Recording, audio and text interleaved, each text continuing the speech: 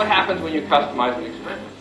What happens when you design an experience that is exactly the right experience that this particular person needs at this particular moment in time?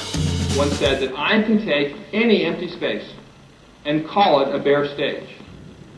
Call it a bare stage and teach your employees how to act. Ασκήσεις οι οποίες μπορούν να ουσιαστικά να φέρουν στην επιφάνεια, μάλλον να αποτραβήξουν την ομάδα και τις προσωπικότητες από την καθημερινή τους πρακτική.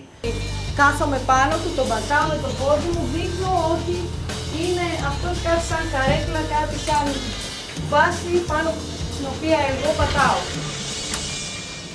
Θα έλεγα ότι υπάρχει αλλαγή στην εργασιακή κουλτούρα των εταιριών εκείνων που το προσπαθούν.